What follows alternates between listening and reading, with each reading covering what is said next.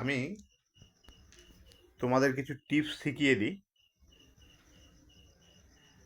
যেমন ধরো, তোমাদেরকে একটা রেডিমেড ব্লাউজ দিয়েছে, তাতে তোমরা বুঝতে পারছো না যে কত ছাতি হবে। কেমন? তাহলে কোমরটাকে মেপে নাও, বাড়তি পটি বাদ দিয়ে কোমরটা মেপে নাও। কোমর যদি থাকে 26, তাহলে বুঝবে 32 ছাতি। কেন? 26 ছাতি হলে, 26 কোমর হলে 32 ছাতি হয়। সবসময় কোমর যা হবে তার থেকে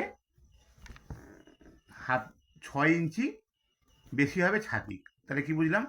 কোমরের থেকে ছাতি 6 ইঞ্চি বেশি হবে। ঠিক আছে?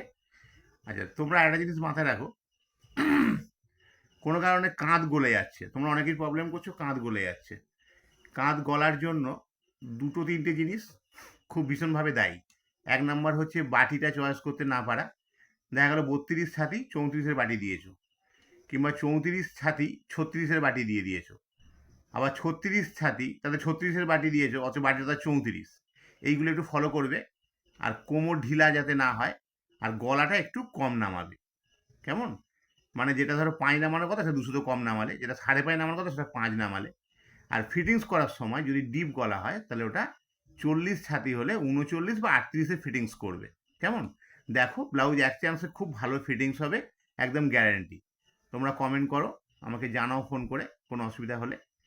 আমি আছি। বাপি টেলার্স, কাকদ্বীপ বীরেন্দ্র মার্কেট, রথতলা।